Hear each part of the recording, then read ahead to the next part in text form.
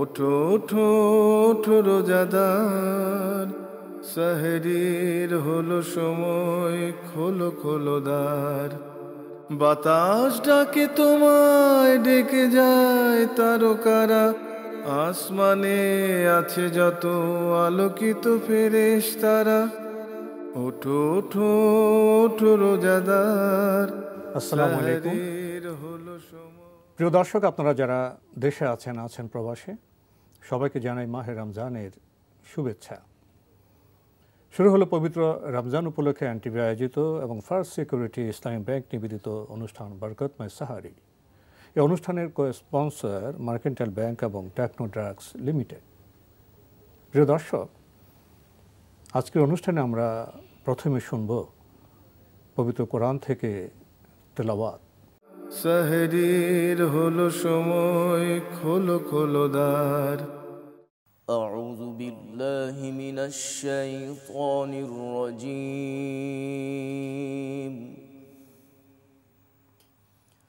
بسم الله الرحمن الرحيم. يا أيها الذين آمنوا كتب عليكم الصيام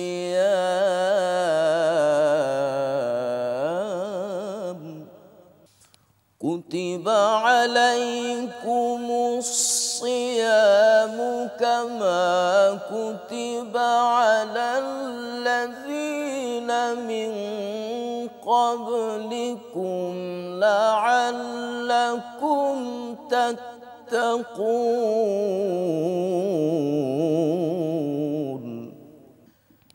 أياما معدودات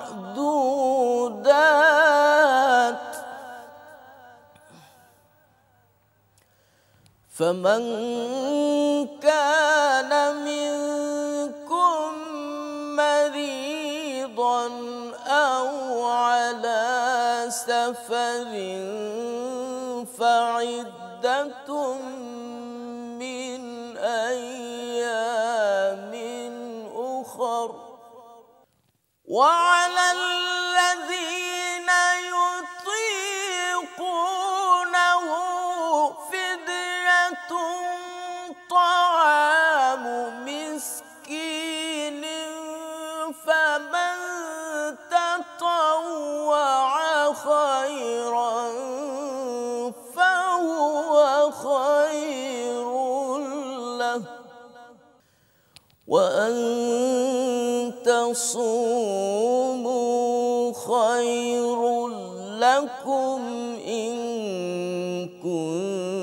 كنتم تعلمون شهر رمضان الذي أنزل فيه القرآن هدى للناس وبينات من الهدى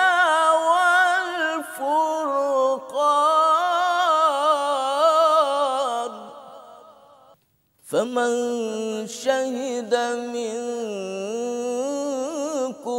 الشهر فليصمه ومن كان مريضا أو على سفر فعدة من أيام أخر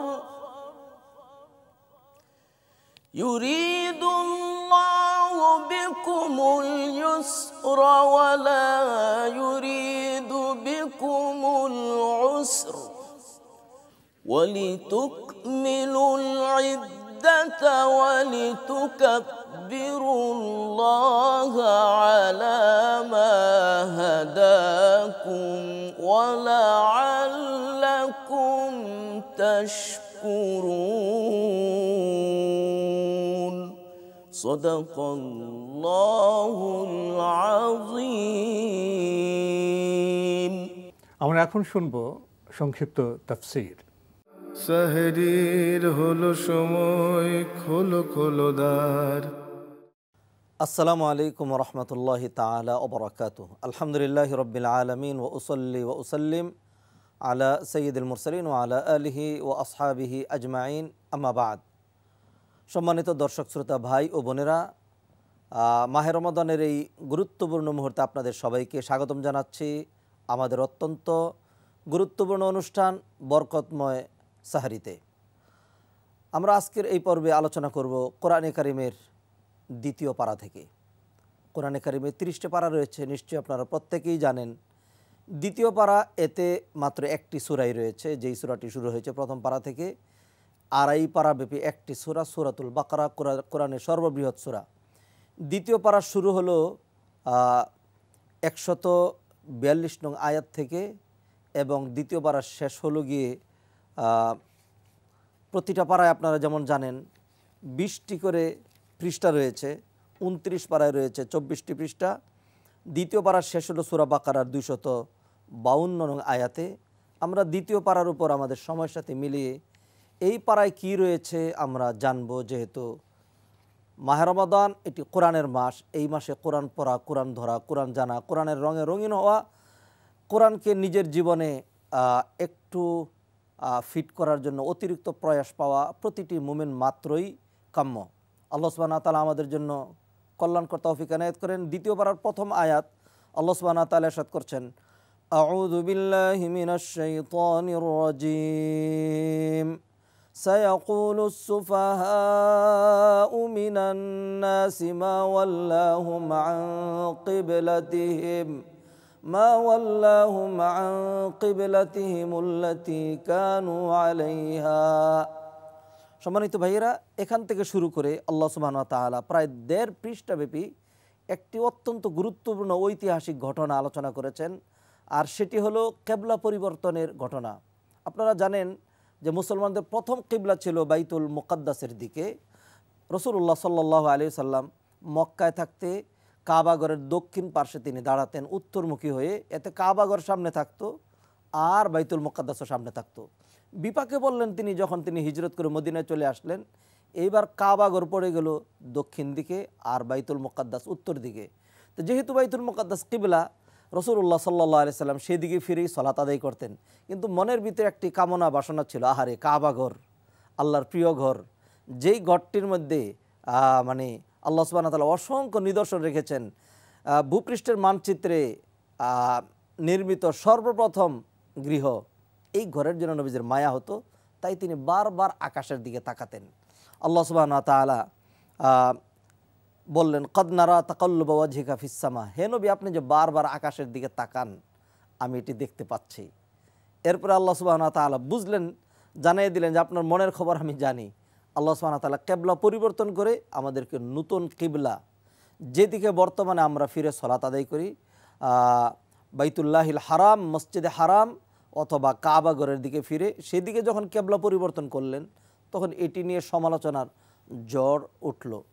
আল্লাহ সুবহানাহু ওয়া তাআলা তাদেরকে নিন্দাবাদ করে বলছেন, সায়াকুলুস সুফাহা, যারা নির্বোধ তারা বলবে যে কোন জিনিস আবার কিবলা পরিবর্তন করে কাবার দিকে ঘুরিয়ে দিল। আল্লাহ সুবহানাহু ওয়া তাআলা বললেন, কুল, নবী বলে দেন, লিল্লাহিল মাশরিক ওয়াল মাগরিব, প্রাচ্যের পাশ্চাত্যের সারা বিশ্বের মালিক আল্লাহ সুবহানাহু ওয়া তাআলা, তিনিই কিবলা নির্ধারণ করেন, তিনিই কিবলা পরিবর্তন করেন। কিবলা পরিবর্তনের ঐতিহাসিক ঘটনা এখানে আলোচনা করা হয়েছে। এরপরে আমরা দ্বিতীয় পৃষ্ঠা থেকে 1-2 আয়াতের উপর একটু আলোকপাত করব। আল্লাহ সুবহানাহু ওয়া তাআলা সেখানে আমাদেরকে নির্দেশ দিচ্ছেন, ফাযকুরুনি আযকুরকুম ওয়াশকুরুলি ওয়ালা তাকফুরুন, ইমানদারেরা তোমরা আমাকে স্মরণ করবে, তাহলে আমি আল্লাহও তোমাদেরকে স্মরণ করব। আমরা যদি আল্লাহ স্মরণ করি পৃথিবীতে, আল্লাহ সুবহানাহু ওয়া তাআলা আমাদের স্মরণ করেন সেই আরশে আজিমে। আমরা যদি এখানে একটা মজলিস মাহফিল, একটা মিটিং করে আল্লাহর আলোচনা করি, আল্লাহ সুবহানাহু ওয়া তাআলা আকাশের উপর আরেকটি মিটিং মজলিস করে আমাদের কথা আলোচনা করেন। অতএব আমাদের উচিত আল্লাহকে বেশি বেশি করে স্মরণ করা।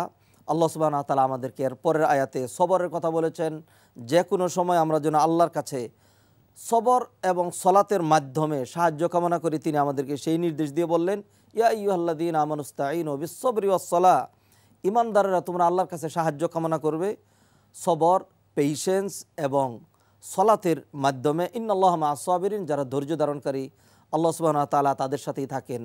এরপরে আল্লাহ সুবহানাহু ওয়া তাআলার 2 আয়াত ব্যাপী তিনি আলোচনা করলেন যে দুনিয়াতে আল্লাহর বিধান এইটাই যে তিনি আমাদেরকে পরীক্ষা করবেন। কখনো পরীক্ষা করবেন বিশাইইম মিনাল খাউফ, ভয়ভীতি দিয়ে, রিজিক কমিয়ে দিয়ে, মাল সম্পদ কমিয়ে দিয়ে, কাউকে মৃত্যু দিয়ে অথবা বিয়োগ দিয়ে, এইভাবে আল্লাহ সুবহানাহু ওয়া তাআলা আমাদেরকে পরীক্ষা করবেন।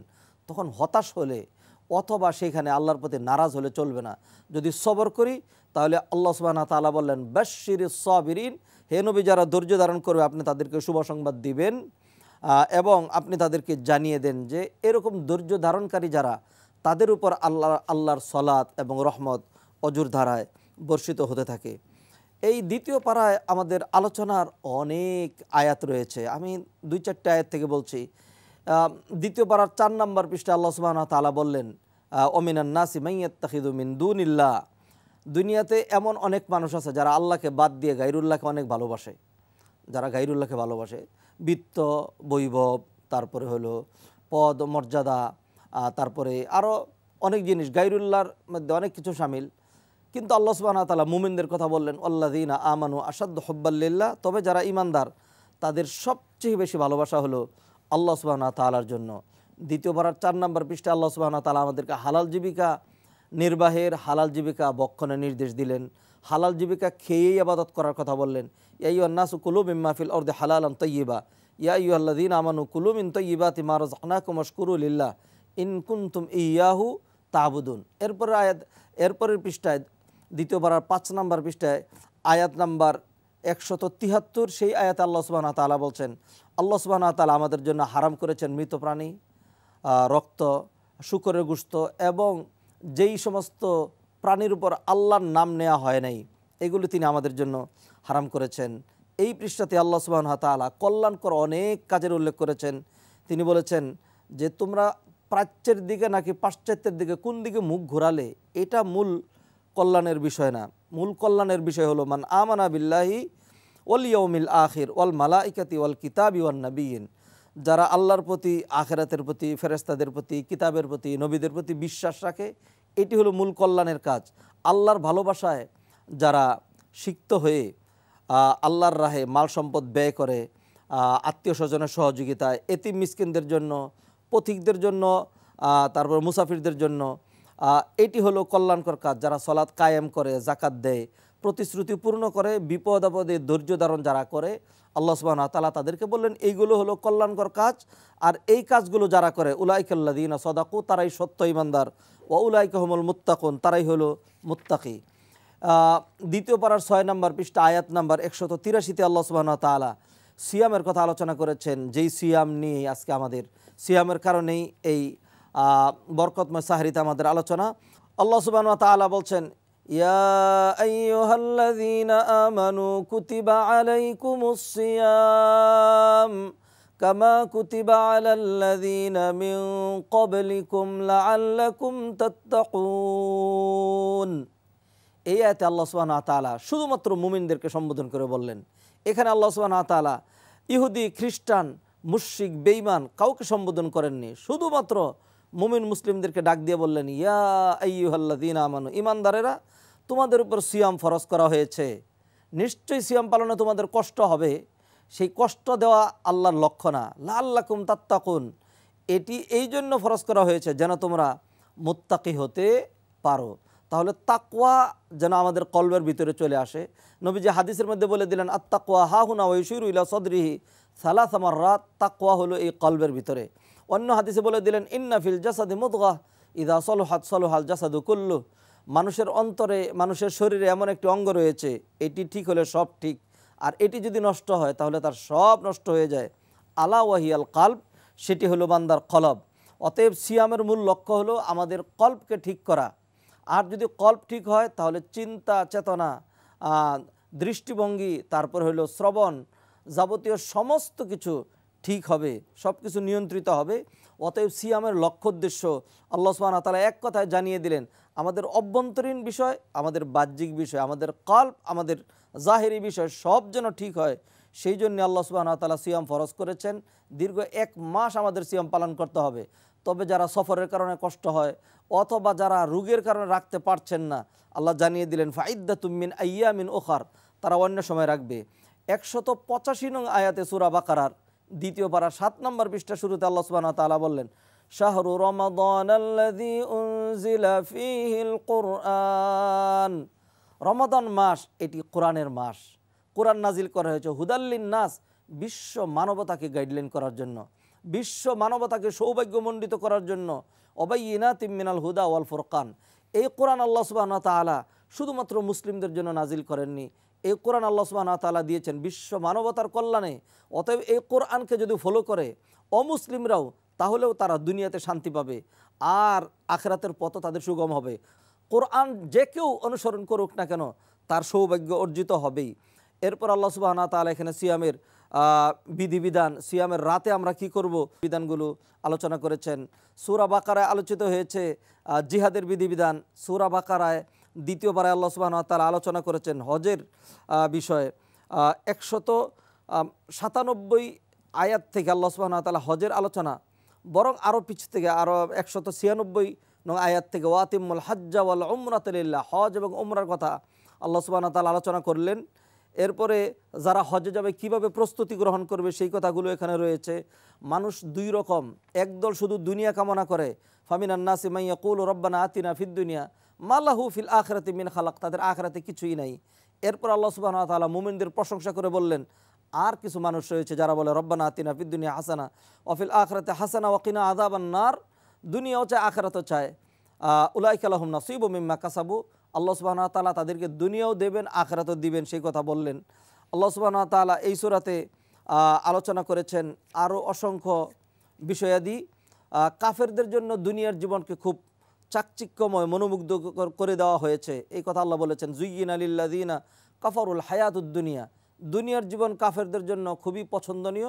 ওয়াসখারুনা মিনাল্লাযীনা আমানু, এই সুন্দর চাকচিক্যের জীবনে পড়ে তারা ইমানদারদেরকে নিয়ে ঠাট্টা বিদ্রুপ করে থাকে।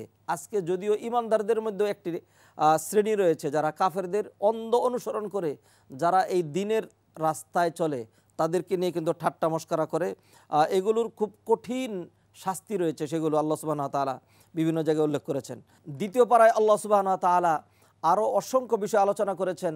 যেমন মানুষেরা নবীজি সাল্লাল্লাহু আলাইহি ওয়াসাল্লামের কাছে জিজ্ঞাসা করতো চাঁদের ব্যাপারে, জিজ্ঞাসা করতো তারা এতিমদের সাথে কেমন আচরণ করবে সেই ব্যাপারে, তারা জিজ্ঞাসা করেছে তারা কোন জিনিস কিভাবে ব্যয় করবে, আল্লাহ সুবহানাহু ওয়া তাআলা প্রতিটির উত্তর দিয়েছেন। তারা জিজ্ঞাসা করেছে ইয়াসআলুনাকা আনিল খামরি ওয়াল মাইসির, মদ এবং জুয়ার ব্যাপারে আল্লাহ সুবহানাহু ওয়া তাআলা উত্তর দিয়েছেন, নবীজিকে উত্তর শিখিয়ে দিয়েছেন।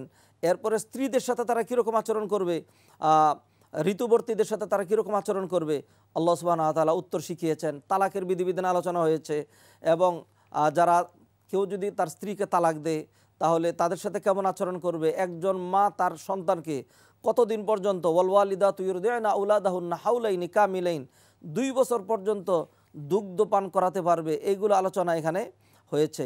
আসুন এইভাবে আমরা আমাদের পরবর্তী আলোচনাগুলোতে কোরআনে কারিমের এই বিষয়গুলো আমরা জানবো, মানবো, মানার চেষ্টা করব, কোরআনের রঙে রঙিন হব। মনে রাখতে হবে দুনিয়ার শান্তির জন্য কোরআন দরকার, কবরের প্রশ্ন উত্তরের জন্য কোরআন দরকার, আর হাসরের নিষ্কৃতির জন্য কোরআনের কোনো বিকল্প নেই। আসুন আমরা এইভাবে ধীরে ধীরে কোরআন জেনে নিজেদের জীবনকে আমরা আরও জ্ঞানে সমৃদ্ধ করি, বেশি বেশি আমল করি। আল্লাহ সুবহানাহু ওয়া তাআলা এই কোরআনের মাসে কোরআনের সাথে আমাদের লেগে থাকার তৌফিক এনায়েত করেন, এই কামনা ব্যক্ত করে আজকের মতো এইখানেই শেষ করছি। ওমা তৌফিক ইল্লা বিল্লাহ। আসসালামু আলাইকুম ওয়া রাহমাতুল্লাহি তাআলা ওয়া বারাকাতুহু। সাহরির হলো সময়, খোলো খোলো দ্বার। রোজাদার কেমন হলে আল্লাহ খুশি হয়, রোজাদার কেমন হলে আল্লাহ খুশি হয়, রোজা তার কেমন হলে, রোজা তার কেমন হলে পরকালে সাক্ষী হয়ে যায়, রোজা তার সাক্ষী হয়ে যায়, রোজাদার কেমন হলে আল্লাহ খুশি হয়। রোজাদার কেমন হলে আল্লাহ খুশি হয়। রোজাদার চোখের রোজায় দেখবে না সে মন্দ কিছু,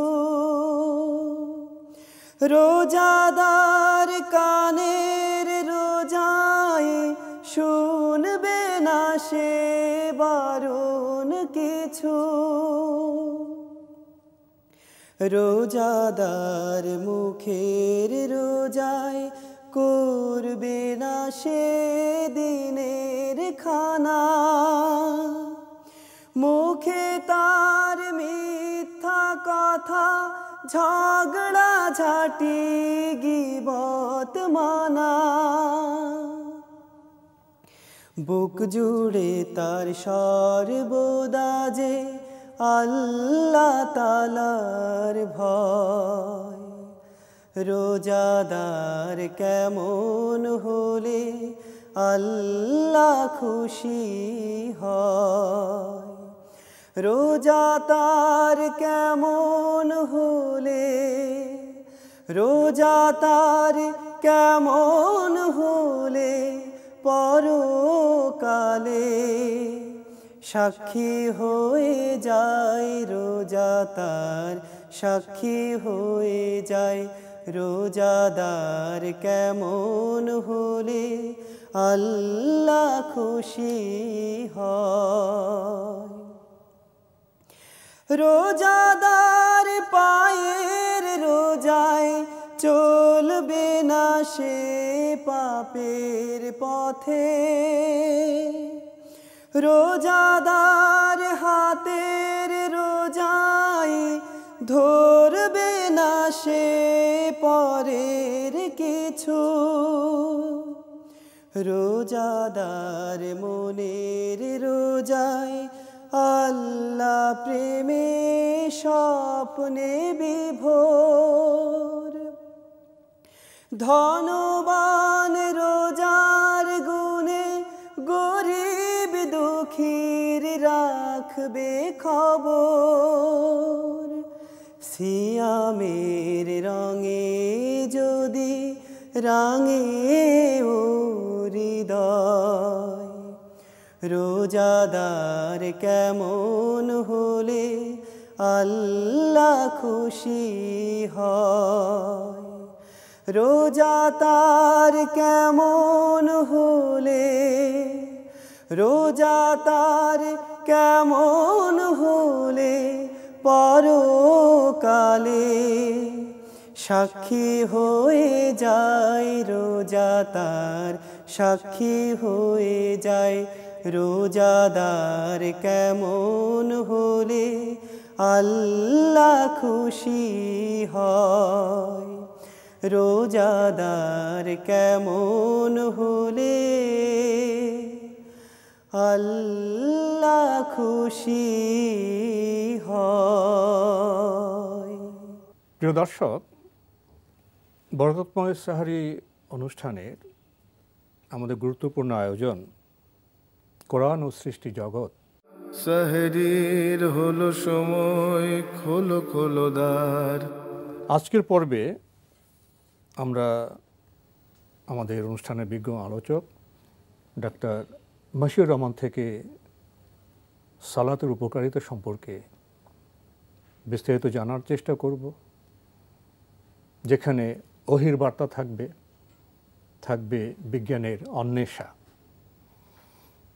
শুরুতেই আমরা ওহির বার্তা শুনব। ডক্টর মশিউর রহমান, আপনার কাছে জানতে চাইব এ কয়েকটি আয়াতে সালাত সম্পর্কে কি বলা হয়েছে। আসলে ধন্যবাদ আপনাকে। সূরা তাহার 130 নম্বর আয়াতের একটা বিশেষত্ব হচ্ছে এই আয়াতটিতে কিন্তু 5 ওয়াক্ত সালাতের কথা বলা আছে। যদি আমরা ইবনে কাসির থেকে দেখি তো সচরাচর মানুষ মিস করে যায়, কোরআন মজিদেই যে 5 ওয়াক্ত সালাতের কথা উল্লেখ করা আছে এই একটা জায়গা যেখানে কিন্তু 5টা সময়ের কথা উল্লেখ, এবং আত্রাফান নাহারি শেষ যে শব্দ দুটো ব্যবহার করা আছে ইবনে কাসির থেকে জানা যায় তাফসিরে যে এটা দিনের দুটা ভাগ। এখন মূল বিষয়ে আসি যে সালাতের যেই বেনিফিটস, এখন সালাতের বেনিফিটস আমরা তিনভাবে নিতে পারি। একটা আমরা ধরে নিতে পারি ফিজিক্যাল, একটা সাইকোলজিক্যাল, একটা স্পিরিচুয়াল। স্পিরিচুয়াল কিছু ব্যাপার বলার সাধ্য আমাদের নেই, আমরা ফিজিক্যাল এবং সাইকোলজিক্যাল দুটো ব্যাপার আমরা বলতে পারি। এখন যেটা আমরা একটু আগে তেলাওয়াতে শুনলাম, আল্লাহ সুবহানাহু ওয়া তাআলা বলছেন যে 130 নম্বরেতে ওয়াসাব্বি বিহামদি রাব্বিকা কাবলি তুলি শামসি ওয়া কাবলা গুরুবিহা ওয়া মিন আনাল লাইলি ফাসাব্বি ওয়াতরাফান নাহারি। এই 5 ওয়াক্ত নামাজের পরে আমরা যদি দেখি এর মধ্যে থেকে আমরা কি পাই, আমাদের কি দিবে বেনিফিটটুকু, একটা হচ্ছে আল্লাহ সুবহানাহু ওয়া তাআলা বলছে নামাজ তোমাদের মন্দ কাজ থেকে দূরে রাখে। তার মানে এই মন্দ কাজ থেকে আমাদের যত পার্সোনাল, ফ্যামিলিয়ান এবং আমি যদি বলি যে সামাজিক, অর্থাৎ জীবনের বিচিত্র সম্পর্ক সমস্ত থেকে আমাদের অন্যায় থেকে এবং অশ্লীলতা থেকে আমাদের দূরে রাখে সালাত। এখন আমাদের একটা বিষয় খেয়াল করতে হবে, সেটা হলো সূরা জারিয়াত 56 নম্বর আয়াতে আল্লাহ বলছেন যে ওয়ামা খালাকতু জিন্না ওয়াল ইনসা ইল্লা লিয়াবুদুন, আমি জিন এবং মানুষ সৃষ্টি করলাম শুধু আমার ইবাদত। ইবাদত একটা বিশাল পরিসরের কথা, শুধু নামাজ, রোজা, হজ, যাকাত ইবাদত, পরের উপকার করা ইবাদত, আল্লাহ নিদর্শন দেখা, বৈজ্ঞানিক গবেষণা করা, আল্লাহ সন্তুষ্টির উদ্দেশ্যে মানব কল্যাণে ইবাদত, সাংস্কৃতিক বিনোদন জগতে আপনার নীতি মেনে শুদ্ধ চর্চা, সেটাও ইবাদত। অর্থাৎ জীবনের বিচিত্র সম্পর্ক সূত্রে আল্লাহর সন্তুষ্টির উদ্দেশ্যে সদর্থক সব কিছু ইবাদতে আসতে পারে। প্রত্যেকটা কাজ আপনি যখন কোনো কাজ করবেন, মূল উদ্দেশ্য আল্লাহ সন্তুষ্টি, যেটা রাসূল সাল্লাল্লাহু আলাইহি ওয়াসাল্লাম দেখালেন। আল্লাহ বলছে ইন্না সালাতি ওয়া নুসুকি ওয়া মাইয়ায়া মামাতি লিল্লাহি রাব্বুল আলামিন, মানে আমার জীবন, আমার কুরবানি, আমার নামাজ, আমার সমস্ত কিছু, আমার নামাজ, কুরবানি, জীবন, মরণ সমস্ত কিছু শুধুমাত্র আল্লাহর জন্য, আল্লাহর সন্তুষ্টির জন্য। এইটা যখন আপনার মধ্যে আমার মধ্যে চলে আসবে তখন এটা, এখন আমি যেটা বললাম সালাত এত গুরুত্বপূর্ণ কেন, ইবাদতের মাধ্যমে আপনি জানেন আমার আলটিমেট ডেস্টিনেশন কোথায়, সেটা হলো জান্নাহ। তো আমি যদি সালাত এতটা ইম্পর্টেন্ট যে আমরা জানি সূরা মুদাসসিরের 42-43 নম্বর আয়াতে চমৎকার একটা কথা আছে, জান্নাতবাসী এবং জাহান্নামবাসী। জান্নাতবাসী কিছু লোক জাহান্নামবাসী লোকদের বলবে মা সালাকাকুম ফি সাকার, কিসে তোমাদের এই জাহান্নামে নিয়ে আসলো, দোজকে নিয়ে আসলো? তারা বলতো কালুলাম নাকু মিনাল মুসাল্লিন, আমরা নামাজ পড়িনি। সাথে আরও কিছু আছে, আমরা দুস্থদের খাবার দিতাম না, এতিমদের অ্যাটেনশন দিতাম, অনেক কিছু আছে, কিন্তু মূল প্রথমটা হচ্ছে আমরা নামাজ পড়তাম না। তাহলে এদিকে দেখলেন মানুষ হিসাবে আমার প্রথম দায়িত্ব আল্লাহর বলছেন যে ইবাদত। এই ইবাদত ব্যাপকভাবে যে জিনিস, তার মূল প্রিন্সিপালটা হচ্ছে সালাত 1 নাম্বার। এবং এই সালাত না পড়ার কারণে, সালাত এইভাবে বলা যায় সবকটার কোনো গুরুত্ব কিন্তু কোনোটার চেয়ে কোনোটা কম না। আমরা যদি দেখি সালাত আমরা 1 দিই আর বাদ বাকি সবকটার 0 দিই, প্রত্যেকটা আমলগুলি। যদি সালাতটা আমি যথার্থভাবে কায়েম করতে হবে, এরপর আমি রোজা রাখছি 0, আমার ভ্যালু হলো 10, আমি এরপর জাকাত দিচ্ছি, আমার ভ্যালু হলো 100, এরপর আমি হজ করলাম, আমার হলো 1000, এভাবে এক একটা কাজ অ্যাড করে দেখলেন বহু কিছু হলো, কিন্তু আমি সব কিছুই করলাম কিন্তু সালাতটা পড়লাম না।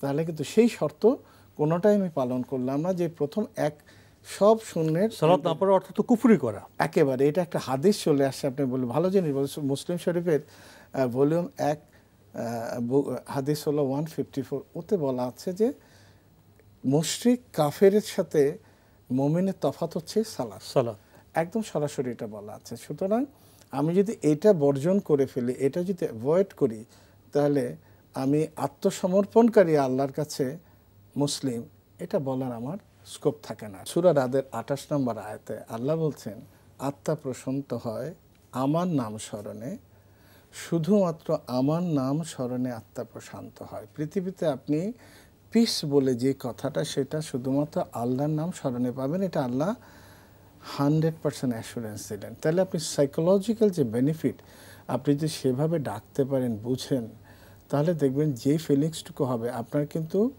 এটা হলো টপ কোয়ালিটি মেডিটেশন। রাসূল সাল্লাল্লাহু আলাইহি ওয়াসাল্লাম তো জীবনের কঠিন মুহূর্তে, প্রতি মুহূর্তেই কঠিন মুহূর্তে উনি সালাতে চলে যেতেন। সালাত কায়েমের মাধ্যমে তিনি প্রশান্তি লাভ করতেন। আপনি আবার দেখবেন সূরা বাকারার 153 নম্বর আয়াতে আল্লাহ বলছেন, তোমরা আমার সাহায্য চাও থ্রু সালাত, সালাত এবং ধৈর্যের মাধ্যমে। সালাত একটা কাজ করছে, সেটা হলো যে আপনার সময়ের গুরুত্ব দিচ্ছে এবং সময়ের মতো চলতে বলছে। কারণ আপনি ফজরের নামাজ কিন্তু জোহরের সময় পড়তে পারবেন, সালাত তো ওয়াক্তের মধ্যে পড়তে হবে। এখানে ওয়াক্তটা, টাইমটা খুবই ইম্পর্টেন্ট, পাংচুয়াল করে দিচ্ছে কিন্তু আপনি। সুতরাং আপনি যখন এইখানে পাংচুয়াল হবেন, আপনার প্রত্যেকটা কাজে আপনি কিন্তু পাংচুয়াল হয়ে যাবেন। আচ্ছা, দ্বিতীয় জিনিসটা আপনার পরিচ্ছন্নতা শেখাচ্ছে, তাহারাত, পবিত্রতা, পরিচ্ছন্নতা। এরপরে আপনি দেখবেন যে আপনার মস্তিষ্কের কার্যক্ষমতা বাড়ায়। এটা কিভাবে বাড়ায় বলছি, সকালবেলা কর্টিসল লেভেল থাকে হাইয়েস্ট ভোরের দিক থেকে। তো সেই সময় আরেকটা কাজ হচ্ছে যে আমরা যখন ভোরের দিকে ঘুমাই তখন থাইরয়েড স্টিমুলেটিং হরমোনের লেভেলটা কমে যায়, ফলে থাইরয়েড হরমোন কারো কারো থাইরয়েড ক্রাইসিসে ভুগতে পারে তারা। সুতরাং ভোরে যদি উঠে যায় থাইরয়েড প্রবলেম থেকে তারা বেঁচে যায়, একটা জিনিস দেখলেন। এরপরে হচ্ছে আমাদের, আমরা যদি মসজিদে যেয়ে নামাজ পড়ি একটা দাম্ভিকতা দূর হয়ে যায়, কারণ আমার পাশে যে আছে আমি জানি না, একই সমতলে, ডানে বাঁয়ে, গরিব ধনী, সাদা কালো, কোনো ভেদাভেদ নেই। দ্বিতীয় জিনিসটা, এবং সাথে সাথে ভ্রাতৃত্ব সম্প্রীতি, ভালোবাসা, ঔদার্যের সৃষ্টি হয়। এবং মানুষ একটা জিনিস আপনি জানেন যে আমরা জানি যে সালাত কিন্তু মানুষকে মন্দ কাজ থেকে বিরত রাখে। এই মন্দ কাজ থেকে যদি বিরত রাখে, যদি সে সালাত আদায় করার পরও যদি মন্দ কাজ থেকে বিরত না হয়, ধরে নিতে হবে রাসূল সাল্লাল্লাহু আলাইহি ওয়াসাল্লাম বলছে তার নামাজ আল্লাহর কাছে গ্রহণযোগ্য না। একটা হলো মানসিক শান্তি আনে, এরপরে সবশেষে মুত্তাকি হতে সাহায্য করে। দেখেন আপনি ফজরের সালার সময় কিন্তু আসসালাতু খায়রুম মিনান নাওম বলা, অন্য কোনো সময় বলা হয় না। শেষের দিকে কিন্তু ব্লাড ফ্লো, কিন্তু হার্ট রেট কমে যায়, ব্লাড ফ্লো কমে যায়, ব্লাড কিন্তু ক্লট হওয়ার একটা চান্স থাকে, হার্ট অ্যাটাকের চান্স থাকে সে সময়, এবং স্ট্রোক হওয়ার চান্স থাকে, সব কিছু থেকে দেখবেন। ফলে বলা হয় ওই মুহূর্তে তুমি উঠে যাও, উঠে গেলে যেটা বললাম থাইরয়েড হরমোন, স্টিমুলেটিং হরমোন কিন্তু হয়ে যায়, তখন দেখা যায় যে নর্মাল লেভেলে থাকে, এটা কমে না, এবং কর্টিসল লেভেলটা বেড়ে যায়। কর্টিসল আমাদের উদ্দাম এবং কাজের যে স্পৃহা এবং সতেজ, যে ঘুম থেকে ওঠার পর সতেজতা, সেটা দেয়। আপনি যদি বেশিক্ষণ ঘুমান সেটা পাবেন না। ওই সময় যে জাগরণ, সেই জাগরণটা আমাদের মানসিক এবং শরীর বৃদ্ধির জন্য অনেক উপকারী। এজন্যই সে সালাতের আজানের বার্তা আসসালাতু খায়রুম মিনান নাওম, সালাতের সাথে অজু সম্পর্ক, অজু নেই তো সালাত নেই। হ্যাঁ, তো যে আমি প্রথম, আপনি জানেন এখন তো বিশ্বব্যাপী হাত ধোয়া দিবস তৈরি করলো, এখন করোনার কারণে নাকে মুখে পানি দেওয়া শুরু হলো। এটা আপনি সূরা তাহার 13-14 নম্বর আয়াতে পাবেন যে আল্লাহ সালাত আদায় করতে বলছেন, কিন্তু সঠিকভাবে কেন বললেন, এটা কিন্তু আপনি যাচ্ছে তো এইভাবে দাঁড়াতে পারবেন না, আপনার ইচ্ছা মতো রুকু করতে পারবেন না, শৃঙ্খলাবদ্ধভাবে কাঁধে কাঁধ লাগিয়ে দাঁড়াতে হবে। আপনি অনেক কিছু আছে, আপনি অজু করার পর এটা কিন্তু আপনার রক্ত সঞ্চালন বেড়ে যায়, মনে হচ্ছে এটা কিছু না, কিন্তু আসলে এটা বিশাল একটা কিছু। আপনি যখন উপরে আপনি পা ধোবেন, সেখানে যে অঙ্গুলি আপনি সেখানে সবকটাতেই। তো এখন যদি আমরা দেখি যে আমরা যে পোশ্চারে বসে অজু করি, আমরা তো এখন সময় পাই, হয়তো দাঁড়িয়ে হয়তো অজু করার অভ্যাস হয়ে গেছে, কিন্তু আমাদের উচিত হচ্ছে বসে অজু করা। এটা হচ্ছে সুন্নাহ। আমাদের হয়তো আমার লাইফের জন্য, লাইফ প্যাটার্নের জন্য আমাদের এটা চেঞ্জ হয়ে গেছে, উত্তম। এখন যেটা হচ্ছে, যদি আমরা নামাজের কয়েকটা দিক দেখি, যেমন যখন সেজদাতে যায়, সেজদাতে গেলে হয় কি, আমার যে ক্যারোটিড আর্টারি আছে তাতে একটা চাপ পড়ে, ফলে এটা একটু রিল্যাক্স হয় এবং এখানে প্লাক জমে, যেটা আস্তে আস্তে ন্যারো হয়ে যায়, যে প্যাসেজটুকু সেটা থেকে মুক্ত থাকে এবং বেশি পরিমাণে ব্লাড সাপ্লাই হয় ব্রেইনে। এই একটা আমরা বেনিফিট পাচ্ছি। ফলে যেটা হয় যে ব্রেইনে আমাদের স্ট্রোক থেকে বেঁচে যেতে হবে। স্ট্রোক দুরকম হয়, একটা হলো রক্ত জমাট বেঁধে অথবা রক্তনালী ছিঁড়ে যে হয়, তাই রক্ত জমাট বাঁধার যে বিষয়টা থাকে, ব্লক হয়ে যায়, সেটা থেকে আমরা মুক্ত পাই। এবং ফেসিয়াল ব্লাড সাপ্লাই ভালো থাকে, স্কিন খুব ভালো থাকে, এবং ব্রেনে যখন ব্লাড সাপ্লাই ভালো হয় আপনার চিন্তা শক্তি বেড়ে যাবে, আপনার কার্যক্ষমতা বেড়ে যাবে এদিক থেকে। আবার সেজদার কারণে একটা জিনিস হয়, লাংসে যে বাতাস ক্যারি করে সেটা কিন্তু আপনি 1/3 থেকে যায়, রেসিডুয়াল যেটা ইয়ার একটা সবসময় থেকে যায়, কিন্তু সেজদার কারণে লাংসের ডায়াফ্রামটা যখন চাপ দেয় লাংসের উপরে, অলমোস্ট 98% to 99% ইয়ার যে পুরানো বাতাস সেটা বের হয়ে চলে আসে, ফ্রেশ এয়ার ঢুকে। সুতরাং আপনি মোর অক্সিজেন, আজকে আপনি দেখেন অক্সিমিটার দিয়ে মাপছেন যে অক্সিজেন কমে যায়, কিন্তু এই নামাজে সেজদায় বেশিক্ষণ থাকলে আপনি দেখবেন এই একটা বেনিফিট আপনি পাচ্ছেন। তারপর সেজদার কারণে, রুকুর কারণে যেটা হয়, একটা স্পেশাল একটা পজিশন, যে পজিশনে শরীরের কিছু কিছু অর্গানে স্ট্রেস পড়ে, ফলে সেগুলোতে সেক্রেশন বেড়ে যায়, কার্যক্ষম বেশি হয়, এবং এতে স্পাইনের একটা এক্সারসাইজ হয় যে স্পাইনটা স্ট্রেট ওয়েতে থাকে। আমরা ফিজিওথেরাপি এখন দেখি বহু রকম, এটা বেস্ট ওয়ে অফ ফিজিওথেরাপি। আপনি সেজদার যে বিধানটা, হ্যাঁ, এবং আমরা যখন বসি, যে পজিশনে আমরা বসি যখন আত্মায়াত পড়ি, ওই সময় কিন্তু কিছু কিছু ছোট ছোট মাসেল আছে এবং জয়েন্টের কিছু ব্লাড সাপ্লাই বেড়ে যায় সেজদার সময় এবং ওই পজিশনে, এবং জয়েন্টগুলি দেখা যায় আমরা পেইন থেকে আমরা রিলিফ হতে পারি। তো এখন আমরা যদি সিম্পলি দেখি এই প্রত্যেকটা পোশ্চারে, একটা হচ্ছে আমরা পেইন থেকে রিলিফ হচ্ছে, স্পাইনাল যেটা আমাদের পজিশনগুলি, ভার্টিব্রাল পজিশনগুলি খুব চমৎকারভাবে এটা মেনটেন করে, আমাদের বিভিন্ন জয়েন্টে মাসেলে রক্ত সঞ্চালন বাড়িয়ে দেয়, এবং ব্যাক পেইন এবং ভার্টিব্রাল লো ব্যাক পেইন যেটা আমরা বলি সেটা থেকে আমরা রিলিফ হই। এবং কার্ডিওভাস্কুলার সিস্টেমে একটা বললাম যে হার্ট কিন্তু খুব সতেজ থাকে কয়েকটা কারণে, যে আপনি যখন তেলাওয়াত করবেন তখন কি হয়, তখন হয় কি, যখন আপনি তেলাওয়াত করবেন তখন ব্রেনে দুটো এরিয়া আছে, একটা হলো ব্রোকাস এরিয়া আর একটা ওয়ার্নিক্স এরিয়া, এই দুটো খুব অ্যাক্টিভ হয়। এখানে একটা জিনিস বলে রাখা ভালো যে আমাদের মস্তিষ্কের যে ফ্রন্টাল এরিয়া, ফ্রন্টাল কর্টেক্স সামনে, আর যেটা অ্যামিগডালা একটা জায়গা, অ্যামিগডালা এই জায়গাটা হচ্ছে পজিটিভ সিগন্যাল দেয় অলওয়েজ, এবং আমাদের ফ্রন্টাল কর্টেক্স, ফ্রন্টাল লোব কিন্তু নেগেটিভ, ম্যাক্সিমাম নেগেটিভ সিগন্যালগুলি দেয়। তো এই পজিটিভ সিগন্যাল মিনস হচ্ছে ভালো কাজের কথা, ভালো কথা বলা, ভালো চিন্তা করা। তাহলে যখন ব্রোকা এরিয়া এবং অনেক্স এরিয়া বেশি অ্যাক্টিভ হয় তখন কিন্তু অ্যামিগডালা বেশি অ্যাক্টিভ হয়। তার মানে হচ্ছে আপনি যত তেলাওয়াত করবেন কথার মাঝখানে, তখন কিন্তু আপনার মাঝখানে ভালো চিন্তা, ভালো কথা বলা, হ্যাঁ, এবং সঙ্গত কথা বলা, এগুলি কিন্তু চলে আসবে। আপনি দেখতে পাচ্ছেন যে ওই তেলাওয়াতের মাধ্যমে, তেলাওয়াত যদি কেউ না করে একটা জিনিস মিস করে যাবে আর কি। তেলাওয়াতের মাধ্যমে আমরা ভালো মানুষ হওয়ার যে উপাদান সেটা আমরা সংগ্রহ করতে পারি। গলা সুর থাক আর না থাক, একটু চেষ্টা করা উচিত, বা নিজের তো উপকার হবে, নিজের উপকার হবে। অন্য শ্রবণে এসে তো পরের বিষয়। আরেকটি বিষয়, আপনি তো সংক্ষিপ্ত সময়ে, খুবই সংক্ষিপ্ত সময়ে আপনি সালাতের শারীরিক ও আত্মিক উপকারের বিষয়ে আপনি কিছু তথ্য আমাদের পরিবেশন করলেন। আরেকটি বিষয়, আমাদের তো জীবন আছে, যাপিত জীবন আছে, যেটাকে আমরা দৈনন্দিন জীবন বলতে পারি। এই দৈনন্দিন জীবনে সালাতের প্রভাবটা কেমন হতে পারে? একটা জিনিস বলি, সূরা সফের একটি আয়াত আছে, আল্লাহ বলছেন যে তোমরা নিজেরা জাহান্নামের আগুন থেকে বাঁচো এবং তোমাদের পরিবারদের বাঁচাও, মানে স্ত্রী, কন্যা, পুত্রদের। তাহলে সালাত একমাত্র জিনিস যেটা দেখে ওরা বুঝবে, শিখবে। বাবা যখন হয় একদম পাংচুয়াল, বাবা যখন কথায় অনেস্ট হয়, আচরণে অনেস্ট হয়, এটা কিন্তু মারাত্মকভাবে তার সন্তানের উপর পড়ে এবং ইভেন তার স্ত্রীর উপরেও পড়ে।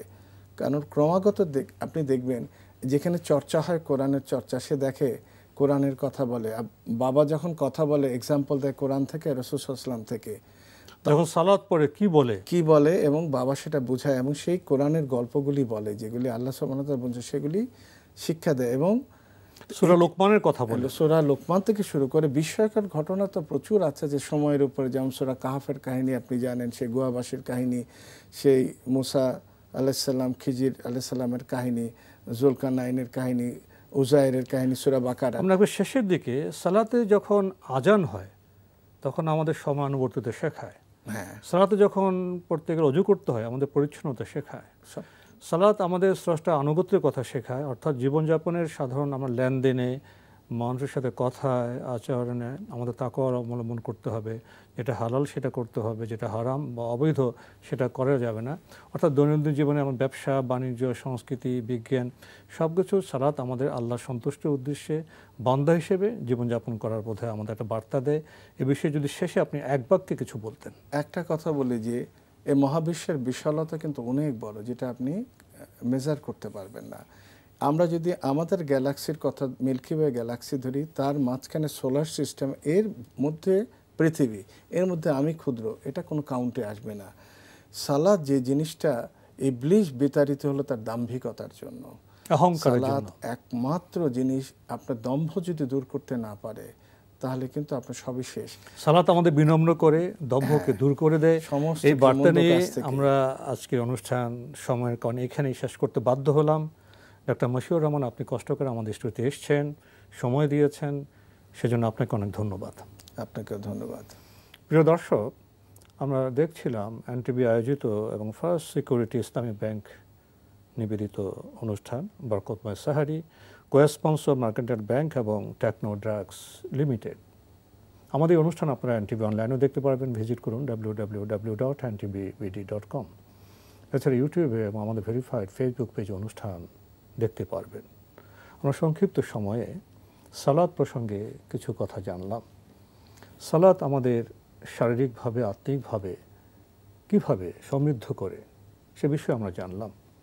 দৈনন্দিন জীবনে সালাতের অবদান কি সেটা আমরা কিছুটা স্পর্শ করার চেষ্টা করেছি, কিন্তু অনুভব, অনুধাবন এবং উপলব্ধি আপনাদের করতে হবে। আসুন আমরা সালাতকে প্রকৃত অর্থে জানি, সালাত সেভাবে পড়ি এবং আমরা অন্যায় এবং অশ্লীল কাজ থেকে দূরে থাকি। প্রকৃত অর্থে একটি সালাত যদি কোনো সমাজে প্রতিষ্ঠিত হয়, সে সমাজে গৃহে আনন্দ, সমাজে সমৃদ্ধি এবং রাষ্ট্র বিশ্বের জন্য উদাহরণ হিসেবে প্রতিষ্ঠিত হতে পারে। দেখা হবে ইনশাল্লাহ আগামীকাল একই সময়ে। প্রিয় দর্শক, মহান আল্লাহ আমাদের সবাইকে নিরাপদে রাখুন, রাখুন শান্তিতে। আসসালামু আলাইকুম। রমজানে ঘিরে আছে কত রহমত, আছে কদরের রাত বরণে আমার। ওঠো রোজাদার, পড়ো কোরআন।